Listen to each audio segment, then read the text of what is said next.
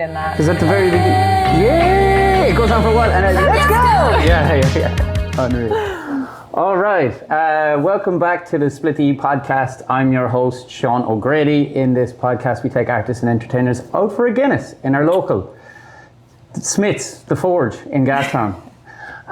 This week's guest is Zoe Twist. She's a singer-songwriter and has an upcoming EP coming out, and her latest song is So Low.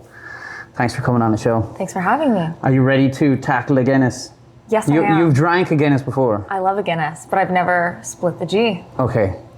You ready? Yes? Let's do it. Okay. My grandmother would always say, put that inside your shirt. Okay, All right, here we sweet. go.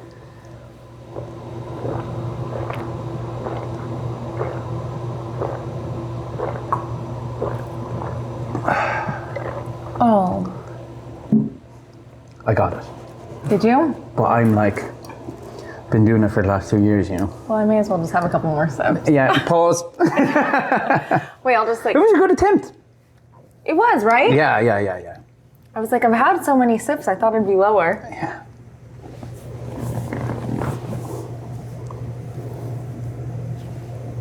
Oh, I thought you were going to barf. No! So wrapped around my finger? Your finger. My finger. Tell me about like the start. So you started last February with your debut single, and a year later, just over a year later, you're producing this EP. How was that story? How did it begin? How do you feel about it now?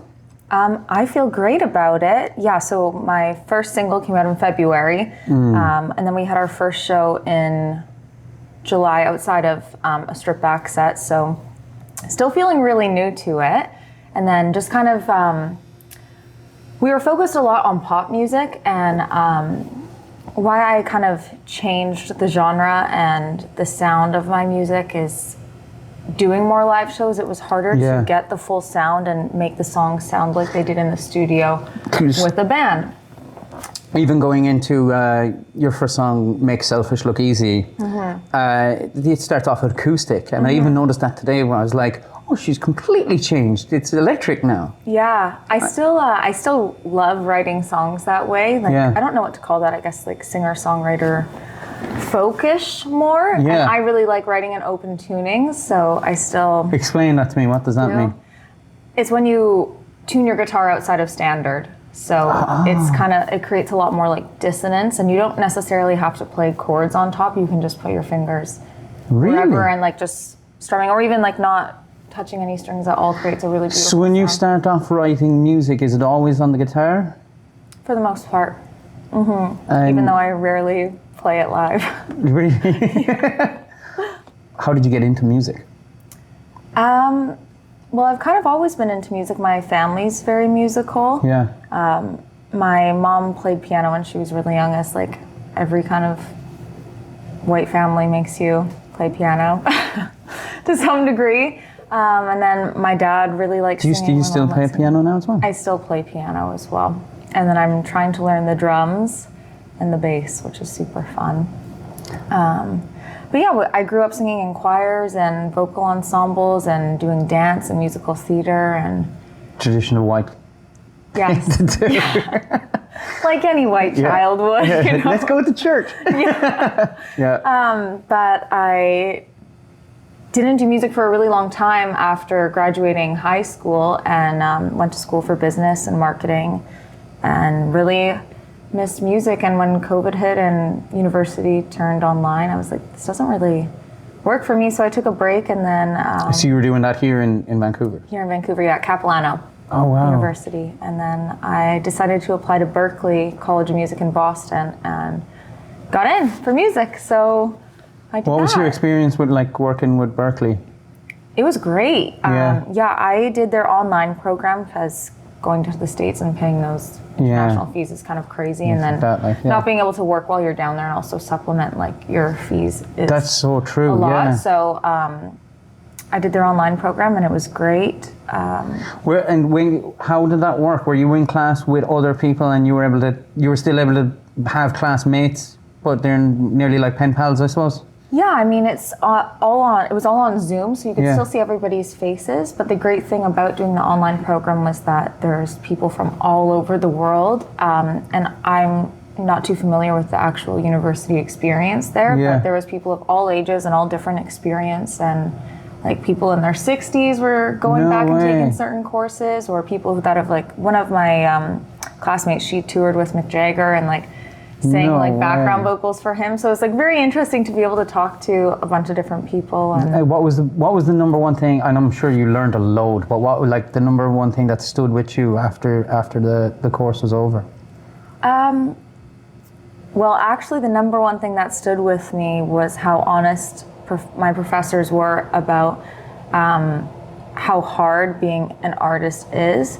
And it was really discouraging for a really long time, but I'm glad they were really honest about the whole process, especially like now how times are changing with streaming and things like that, and just not being paid well. So a couple years after, I was only songwriting. And then I did my major at Berkeley in music marketing. So I was never actually like going to school in hopes to pursue music as like an artist myself. And then I wrote this song in Calgary, Make Selfish Look Easy, my first release, and I sent it to Adam Ambrose, who lives here. And I was like, I don't know, what do you think about this song? And he loved it, so I was like, okay, well, I guess I'll release it then. Or like, I didn't really, it felt too personal to give to somebody else at that point, and then I Because it's over a breakup, right? yeah, Yeah. over a breakup. So there's kind of like a double barrel question where it's like, how did you feel comfortable to even and feel confident enough to open up about your personal life, and then even to open up about your music? Was it through like other people saying it to you, you need to do this, or was it something internally? Yeah, so that one song actually, I'd always kept writing for myself in songs that I never showed anybody, just as like a healthy outlet to not, keep all the feelings and thoughts inside. And I actually showed it to my ex, who it was about, who I was still living with at the time. And I was like, you need to hear this song, like, they're my feelings. And even though we were in a really bad place and it was about him and we were broken up, like the first thing he said to me, he was like, you need to release this song. Like, this song is really good. Like, just very supportive, which was really surprising. Yeah, imagine that. No, do not get rid of that. Yeah, so that'd be terrible. Not that I needed permission, but just having the first person, I guess, support me in that way, and kind of like that's where the light kind of clicked on and the gear shifted, and I was like, oh, like, are these good? Like, can I do this? And Adam was one of the very few people that I still felt connected to in Vancouver, and just a good friend of mine. We have a lot in common. He's a producer. He is a producer and an artist himself. Cool. And we both have something called borderline personality disorder, and so oh, that's class. Explain more of that. I think everyone has that. It's a lot to explain, so I'll probably just skip over that for now. We were walking down here and we had to park kind of close to Hastings, and I'd say nothing against you. Oh my God.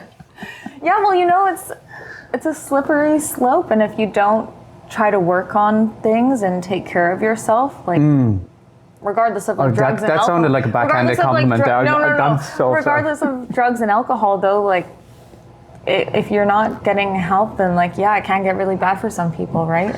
Do you also see it as a superpower? I know you wanted to brush over it. I'm so sorry. No, it's okay. Are you okay talking about it? Yeah, I am okay talking about it. I suppose, I think because it's made me a lot more emotionally intelligent than most people, I would say.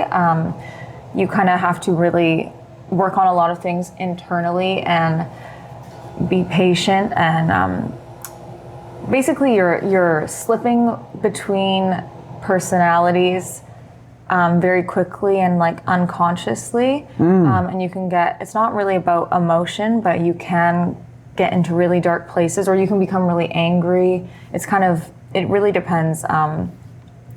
So it's not have you seen that movie Split? Yeah. it's not like that where you're like, oh, I'm Patricia or whatever. Like, but it is kind of like that, just in your mindset and like how you. So who is Patricia? No, I'm joking. I'm like MMA fighter, MMA fan, right? Mm-hmm. And I was like, oh, you are. yeah. Look at me, I'm jacked. In my other personality, you see, I am. But what Corey Sandhagen is a fighter, and he's super cool, calm, collected. But he was saying how he corrugates every emotion before he gets into a fight, and he names them. Oh yeah, that's good. It's a cool way of like thinking of your emotions and then going, okay, there's Tom, there's Bob, there's Bill, and then we have to get rid of these now. Yeah. And I want angry Anne or whatever. I don't know what you want to call it. Whatever. Sure. But yeah, it's a cool way of thinking. That is cool. Yeah. That is helpful, and it helps you not like carry it throughout the day. And you're like, I'm going to leave them at home. Yeah. You can't come with me today. Definitely, you're locked up. Get back in there. Yeah. You said the Instagram tweets that I don't know what the threads. Mm-hmm. You said that being passionate is a gift, and not preceding it or not being happy on the outside from a people perspective. Like be passionate and be true to yourself. Mm-hmm. I butchered your quote. I'm so sorry. That's okay. But where did that all stem from? What was the reason for writing that? Can you remember it? Yeah, I can. Okay. It was more just about having a passion and like something you love doing. It's a privilege and a gift. I think a lot of people are really lost in the world and don't really have the privilege or like blessing of having that.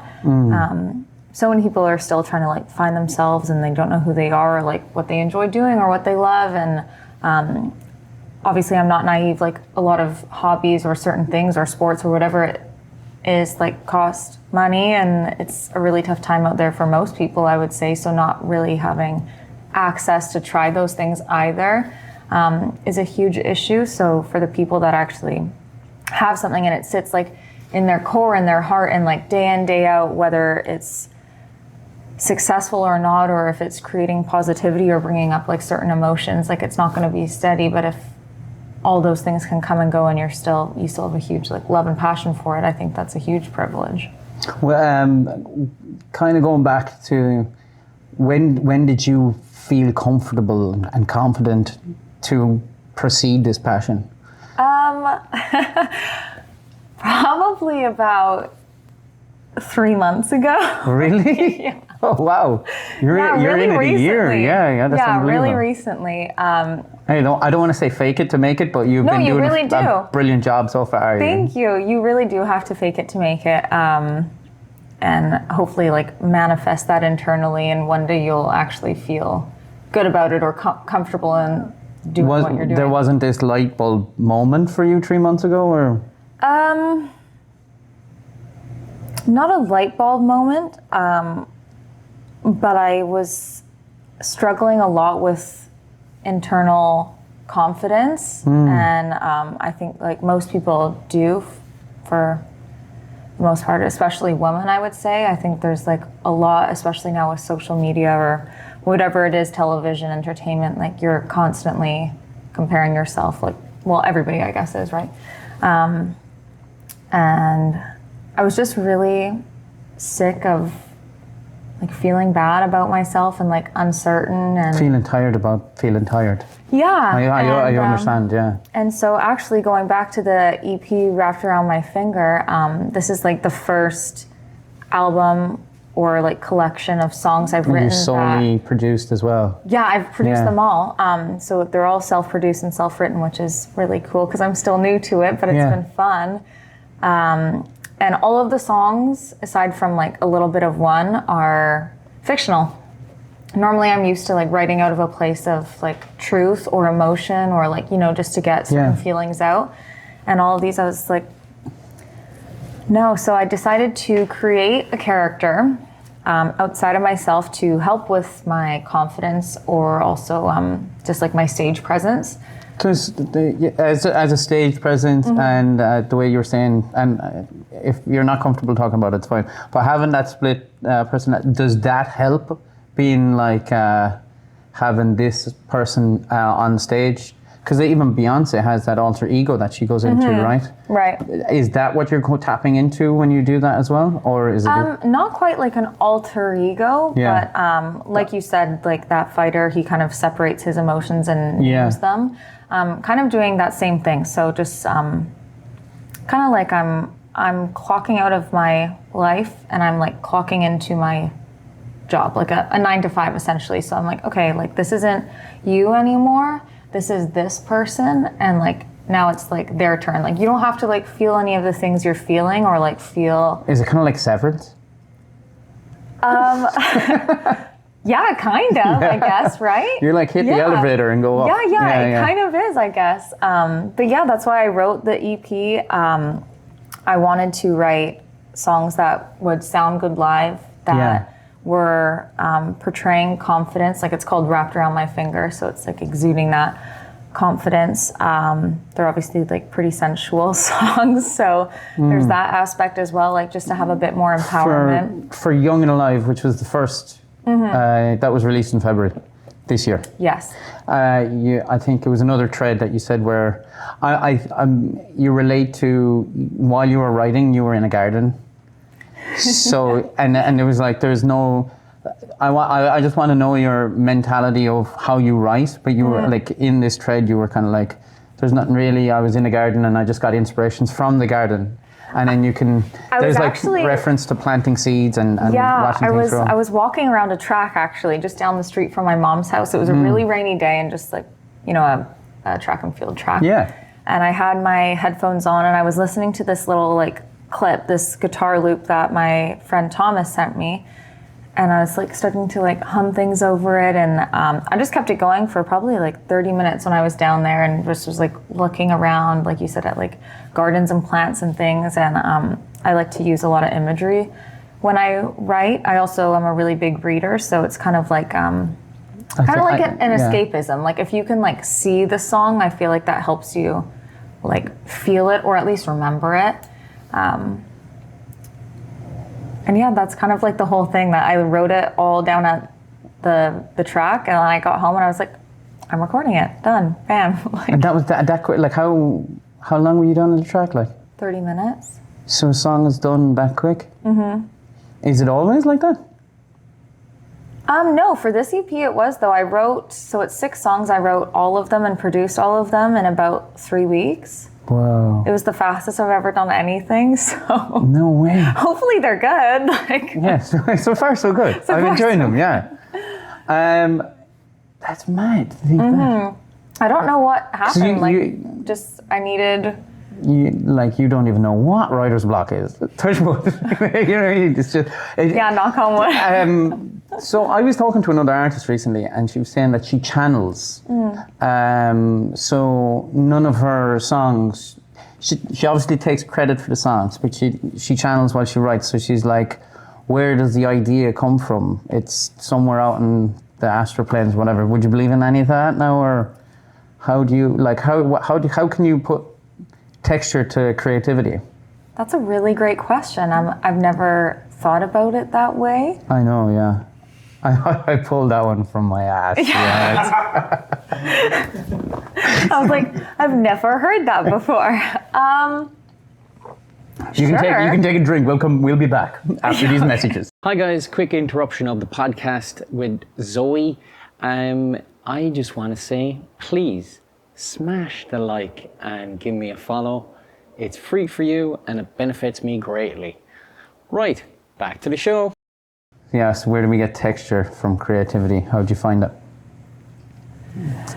Do you think it's like back to your threaded post where it was like it's a gift, like even having a voice, even being able to sing? I was thinking about this today and I was like, oh, don't say your left foot.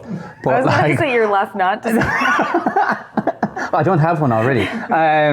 No, I would probably just chop off a toe to be able to sing. Okay. But then there's a lot of people who are like... But you can sing. Everybody can sing. In the shower. No, you just have to work on it. But like you can sing. Everybody can do it. Yeah. Yeah. Challenge it's a muscle. accepted. Like, you train it just like you would anything. Yeah. It gets stronger. Hopefully. I'd love to be able to sing, honestly. Can I hear something now? Come back to me. We're going to answer your question first. I really don't have an answer for that. I No. think it's not something I've really thought too much about before. I wouldn't say that I'm creative every day or like it really comes that easily. The more I try to force something, the worse it is, obviously. So I think just when you're feeling creative or you're feeling like you can write, then do it. I mean, Do you take time to write every day? And is it that, like everyone says, that's a muscle, right? So do you use that muscle? And even I've quoted Ed Sheeran the whole time where he's like, you have to get the shit ones out to get that final good one. right. But is it like that for you? Yeah, I used to write every morning when I would wake up, even if it's just gibberish, and then try to take certain things from certain phrases or just like an idea and obviously rework it. Do you find that the morning is best, or that's just when you had time?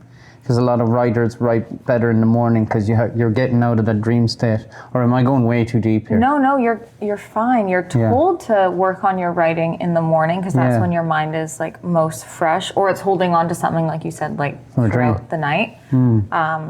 It's also just a good way to start the day before like you kind of step outside or like check your phone or like things are taking over your mindset. Yeah. So it's coming more from the heart or from nowhere.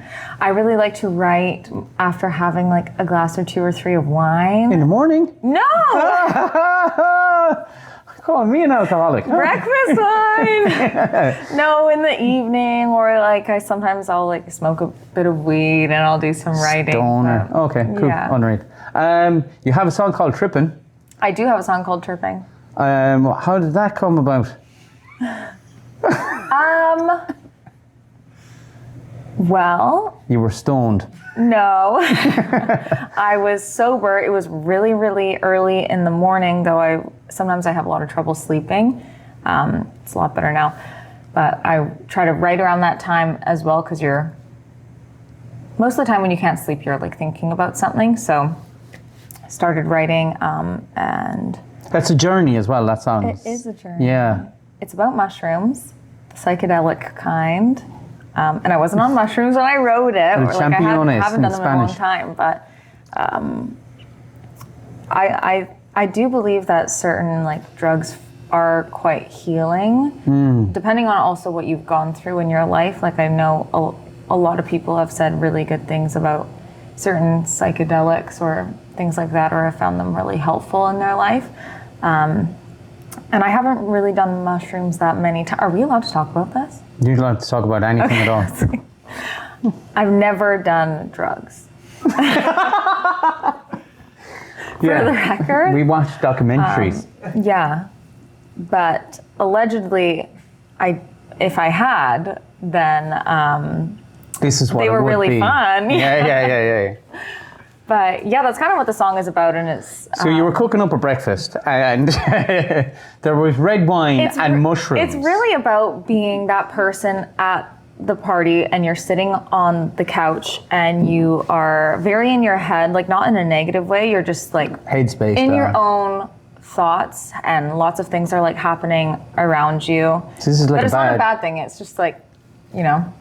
This is me after I smoke a joint. I get that, like, I can't smoke weed at all. Paranoia. It's so paranoid, it's so bad. Yeah. Don't do drugs, kids. Don't do drugs.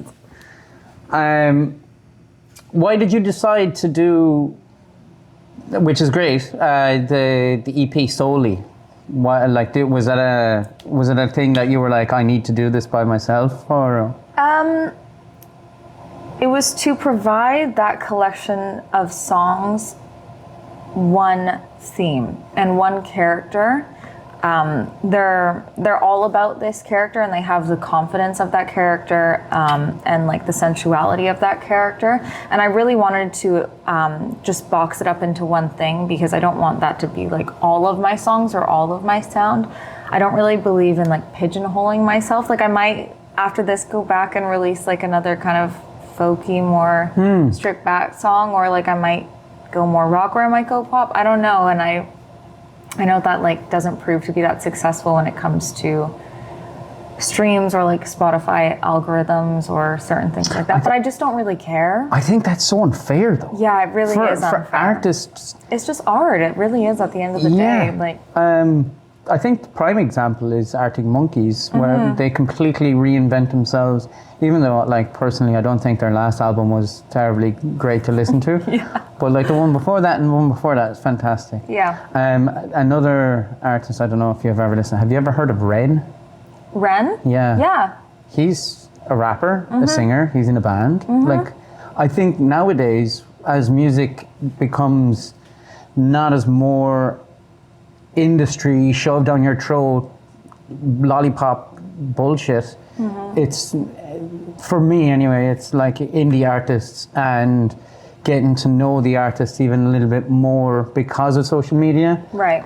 You're nearly, like we said earlier before we started this podcast, we're like, we haven't met each other, but we knew each other from social media.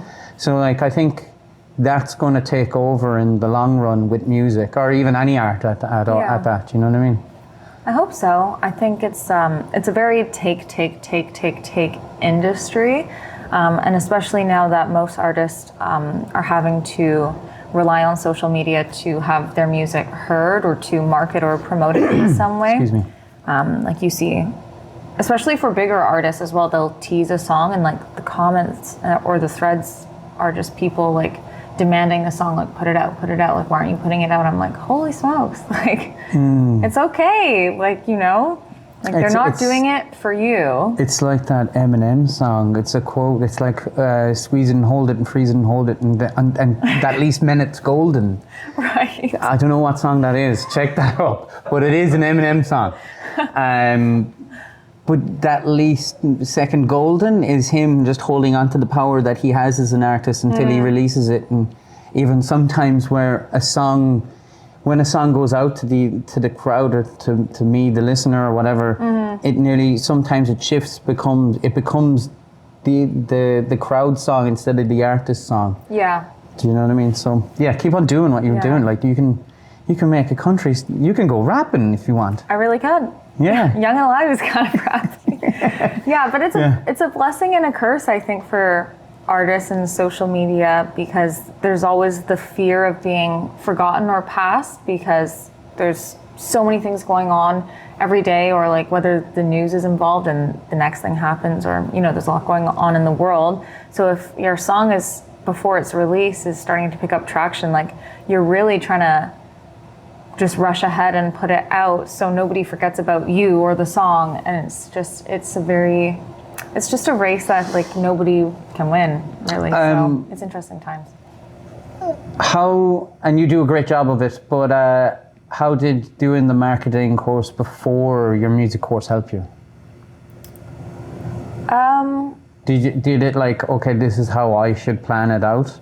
And set out your... A little bit. It does keep you organized. I would say for the most part, it really helps me tap into a niche or like a geographic and kind of make content for that specifically.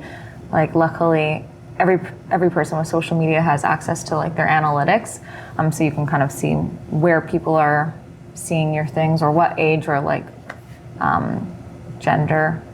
And you just kind of have to tap into that and keep pushing it, which isn't the best, but at least like you have information where you can. Like for the most part, I would say most people that are watching my content, I don't know if they're listening to my music, are men.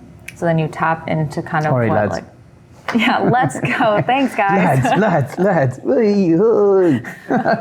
Like, comment, follow. Yeah. But yeah, I'm not like naive. I know like what certain people want to see, so you just happen into that. And yeah. What's the last album you listened to start to finish? Start to finish? Ooh, okay. It would actually probably be Tate McRae's new album. You like her? Miss Possessive. I do like it. I really like traditional female pop. I love Britney Spears. I love Madonna. I really don't know what happened to that. Or like Timbaland used to be. We all know what happened to Britney really, Spears. Okay, well, he used to be a really good producer. He was producing everything. Timbaland. Yeah. Timbaland's unbelievable. Yeah, and it just has that sound and that feeling, and nobody's making music like that anymore, really. Did you know that he quote me if I'm wrong, I could be wrong, but I think this is true. You let me know as well, actually. He beatboxed out the beats first, and his first artist was Really?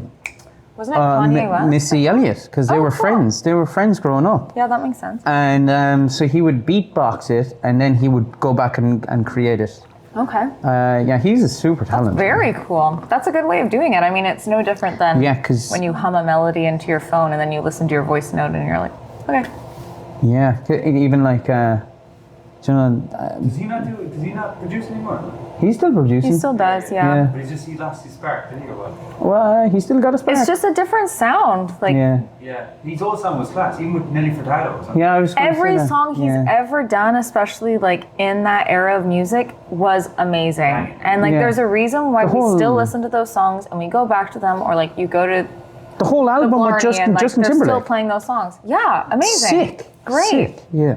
Unbelievable. Anyways, it's really tragic how nobody's making pop music like that anymore, I think. I'm not going to do it, but somebody has to. Sorry, I completely forgot. So the last album you were listening to was Tim McRae's full album, right? Yeah, Miss Possessive, her new one. And this is on to the next question.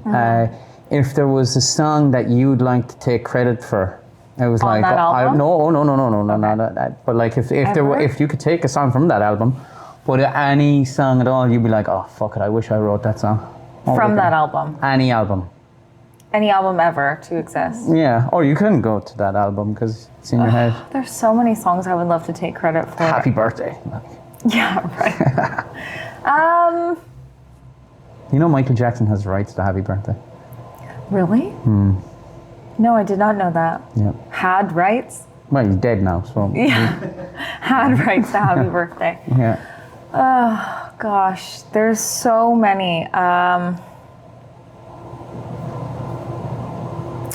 That's the Kind of Woman by Julia Michaels is a really beautiful song. I wish I could have credit for that song. It's about, she's talking about the kind of person that she is and the type of woman that she is, and like all the qualities that she acknowledges about herself that she like doesn't like or could improve on, and then highlights like other things that she would love about somebody else. So she's basically saying like, if I were you, like talking about this other woman, like that's the kind of woman I would leave me for.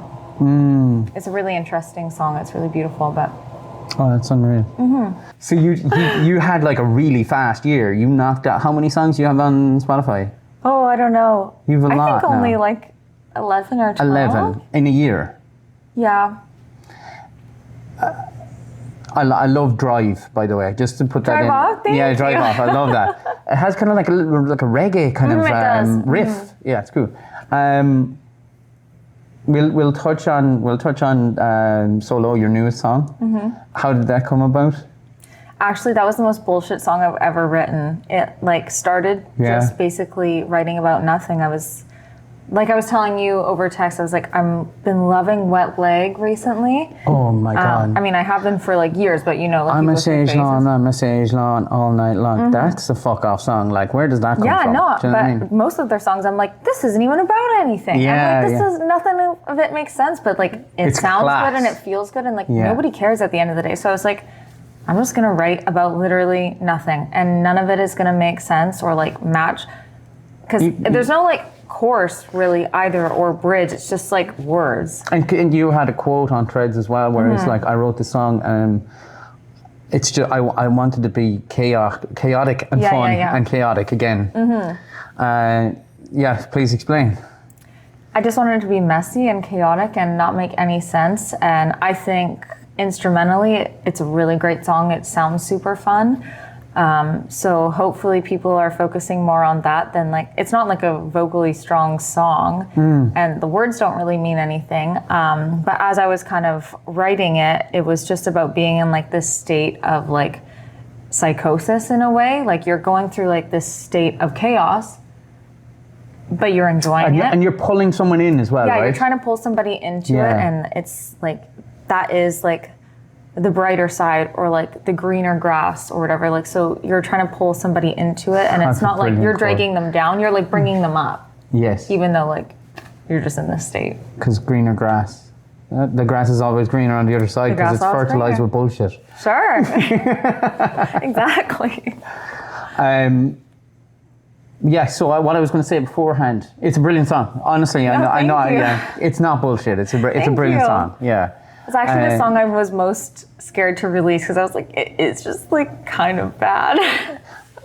And an example as well is Red Hot Chili Peppers. Their lyrics don't make any sense. Yeah, they don't. They don't. Yeah, so maybe you were cooking up some mushrooms when you were. I actually wasn't intoxicated at all when I wrote it. I was just like, I'm just gonna write whatever I want, and it's gonna be dumb and silly, and That's it. That's okay. That's That's very okay. ballsy to have that, like, to go out and do that, where you're like, oh, I'm just going to do it. You know what I mean? That's very credit to you. thank you. So in the last year, you released 11 songs, as we said, and now you're releasing another 2. If we come back here and sitting down, what do you see this time next year? Have you any? Probably a lot planned more any- songs. I've got songs planned out all the way through December so far. So Really? Yeah. yeah, that's also the interesting thing about releasing music is, for the most part, you're already so far past what you've written or produced, and like you're in this new mindset, not just in the music you're writing, but in what like you're experiencing in your life. So depending on what you're releasing your song about, like if it's about a breakup, it is like really hard to be so far past that and then coming back and releasing it and have to like get back into that mindset when you're trying to move past it. But same thing with any of your songs. Like it's not that you're not passionate about them anymore and you're not enjoying them, but like you're really excited about what you're doing now, and then the month after that, and just like keep moving on and planning into the future. So That's unreal. yeah. Have you ever thought of collaborating and doing features or? Yeah, I've got a couple EDM collabs actually coming out. I've got one in end of July coming out, one in October coming out, and then I've been collaborating with 2 artists in Toronto a little bit. One's like kind of more hyper pop, but working more on like my sound, which I guess would be alternative pop, I suppose. Yeah, so working a little bit more on that now that I've kind of have the time as well. I love collaborating with people. I think Yeah. it's great. Yeah. So, how do you produce your songs? That's a really great question, Sean. Thank you. I took that all by myself. Of course. Yeah. I actually felt you thinking about that. Telepathy is a real thing. Look it up. Logic- Celebrity tapes. Logic Pro. And I Okay. start with Splice a lot. Okay, cool. I know Splice. Yeah, some people really are like have bad things to say about Splice, or that it like takes away your originality, but sometimes you just need something to start with that you can build off of. Like, you're not producing is really new to me, and I'm also not that like talently inclined Do not say on that. many like instruments that I like couldn't just sit down and play the things that I would like to hear. I think Splice is a great tool, so for anybody that is wanting to get into producing, or even just like finding an acoustic guitar loop and writing something easy on that, like do it. I think it's great. Any form of music or creativity is good. Unbelievable. Yeah, so you have shows coming up in June 1st. June 1st, June 12th, June 18th, and June 28th. And where is June 1st? It's actually at the Secret Sessions second birthday party. Woo! Go on, Dave Willis and Ollie. oh, what's the other guy's name? Ollie. Ollie. Fuck, sorry, Ollie. They're legends, aren't they? They are. Yeah, they're cool. And then you're doing the Guilt & Co. Yeah, Guilt & Co. June 12th, Portside, the 18th. Is that your first time in Guilt & Co? I think that'll be my 4th time at Guilt Oh, & Co. jeez, or I'm so third. sorry. That's I should have okay. known that. You like the Guilt & Co? It's such a cool spot, right? Yeah, it's fun. It's cool. We kind of adjust our songs whenever we go there, just because it's like a different feel, a different sound. It's almost like the Vancouver NPR Tiny Desk kind of thing. Yeah, kind of. Yeah. Mm-hmm. It's a great show. Like, I really like going there. Yeah. And then the album or the EP release, July 26th Yeah, in the Fox Fox. Cabaret. I got the early bird tickets, so I'll see you there. Yeah. There's more tickets to be sold, I'm sure. Lots of tickets to be sold. Get your tickets, get out, like, subscribe, and is there anything else that you'd like to leave us with? Any other tidbits that are coming out? No? To look forward to? The I've next got song? 2 music videos coming up that'll be released through the summer, but that'll be for Dumb Stuff and then the title track, Wrapped Around My Finger. Unbelievable. So really Dumb fun. Stuff is the next song to come out. Yeah, that's the next one. Epic. Tell us a little bit about it, so we have something Okay, to talk about. great. This is a lot of people's favorite song for people who have heard the EP so far. It's about, you're kind of in a dream state of somebody else's head, and for this story specifically, like a man, I guess, or a woman that can't stop thinking about you. Dumb love, basically. Yeah, but their idea of being with you is so unattainable that even in their dreams, when they're like imagining it, they still can't get you. Like you're just that out of reach. Oh, wow. So it's a pretty fun song. And that's fictional or nah? Yeah, I mean, well, Well, kind of. yeah, it's fictional, but Unreal. yeah, just like another kind of confidence power move. And then I really like how Sabrina Carpenter has been putting in some kind of like comedy and little innuendos in her songs. Yes. I think that's clever and fun, and so there's a couple of those in this one too. Unbelievable. Thank you so much for watching this absolute me talking shit. But yeah, please like, subscribe, and get you on any platform. What platforms do you have? I've got Instagram, TikTok, any streaming service, Threads, I guess. Yeah, and your phone number is? No, I'm joking. No, my address. And her name is Zoe Twist. Her music is fantastic. It really is. Thank you. Thank you so much for coming on the show and Thanks for drinking having some me. beers with us. Yay! And we'll see you in the next show. And we look forward to more of your music. Thank you. Thank you. Cheers. Cheers. That was so much fun.